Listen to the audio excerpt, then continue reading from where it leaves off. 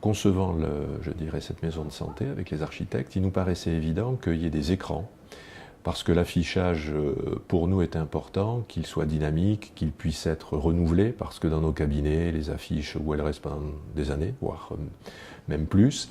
Donc l'affichage numérique, TV, est la solution. Donc, dès le matin, 7 h, ils sont allumés et ils se ferment qu'à 21 h. Et ils fonctionnent jusqu'au samedi midi.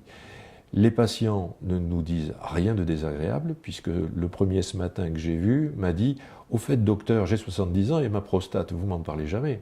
Il venait de lire à l'écran qu'il fallait de temps en temps parler de sa prostate. Alors j'ai passé un petit moment à lui expliquer pourquoi lui, je ne lui parlais pas de sa prostate, parce qu'il n'y avait pas de problème de prostate. Il y a aussi des conseils en termes de diététique, en termes de petites recettes culinaires, donc ça donne souvent une petite ambiance sympathique quand la salle d'attente est tendue. À côté de ça, quand on parle de vaccin et qu'il y a des messages qui passent en boucle, ça devient intéressant, parce qu'effectivement, ils s'assoient et ils sont beaucoup plus perplexes. Mais je croyais que les vaccins, il y avait de l'aluminium, machin, enfin bon. Et c'est vrai que quelque part, ça suscite le débat. La prévention, le dépistage, les bonnes pratiques en termes de diététique, l'activité physique, les campagnes sur le tabac.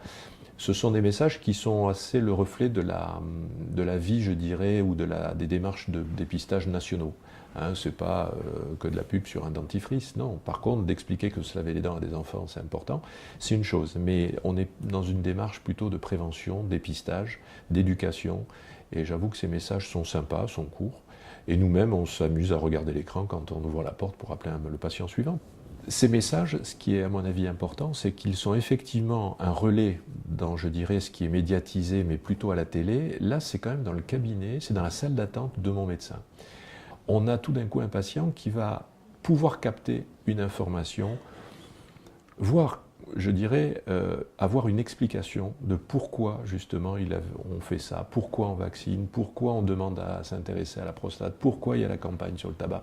Je veux dire, à un moment donné, c'est les quelques minutes où il attend son médecin, il va être disponible pour se dire, voilà, si mon médecin laisse dire ça dans sa salle d'attente, c'est que d'abord il cautionne. C'est pour ça qu'au début, nous étions un peu attentifs à ce que le partenaire soit crédible et pas là pour vendre quelque chose, mais plutôt pour diffuser quelque chose, alors au nom de certains établissements qui peut-être après en vivent, mais je crois qu'aujourd'hui le partenariat, on doit être gagnant-gagnant. Alors je ne leur fais pas de la pub, je dis simplement c'est des partenaires et on est bien content de les avoir rencontrés, honnêtement.